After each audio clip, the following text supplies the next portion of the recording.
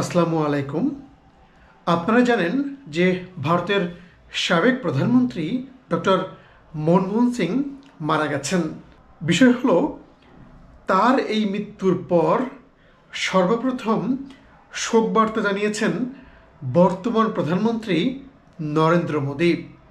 কংগ্রেসের একজন নেতা মারা গেছেন, কিন্তু শোক জানাচ্ছেন বিজেপির এক নেতা।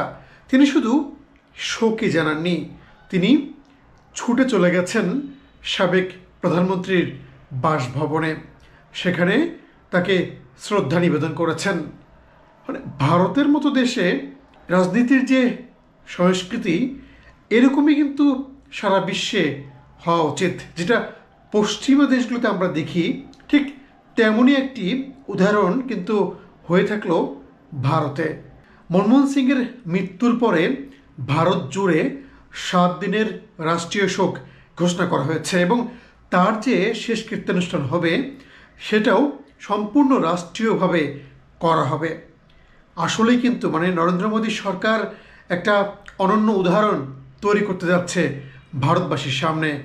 বিরোধী দলের একজন নেতা এবং সাবেক প্রধানমন্ত্রী, যিনি কংগ্রেসেরই প্রধানমন্ত্রী ছিলেন, তাকে রাষ্ট্রীয়ভাবে সম্মান জানানো হচ্ছে। ডক্টর মনমোহন সিং কংগ্রেস নেতা হলেও প্রধানমন্ত্রী হিসেবে তিনি কিন্তু পুরো ভারতের বা ভারতবাসীর মন জয় করে নিয়েছিলেন। 2004 থেকে 2014 সাল পর্যন্ত তিনি ছিলেন ভারতের প্রধানমন্ত্রী। যদিও অনেকে বলেন যে সোনিয়া গান্ধী প্রধানমন্ত্রী না হয়ে ডক্টর মনমোহন সিংকে প্রধানমন্ত্রী বানিয়েছিলেন, যার কারণে কিন্তু অনেকে তাকে অ্যাক্সিডেন্টাল প্রাইম মিনিস্টার বলেও অভিহিত করেন। ডক্টর মনমোহন সিংকে কিন্তু ভারতের অর্থনীতির রূপকার বলা হয়। তার কারণেই ভারতের অর্থনীতি ঘুরে দাঁড়িয়েছিল, যার কারণে কিন্তু ভারতের সবাই তাকে সম্মানের চোখে দেখে। ডক্টর মনমোহন সিং ছিলেন ভারতের প্রথম অহিন্দু প্রধানমন্ত্রী। তার কেননা তিনি ছিলেন ভারতের প্রথম শিখ প্রধানমন্ত্রী, যার মৃত্যুতে পুরো ভারতবাসী আজ শোক প্রকাশ করছে।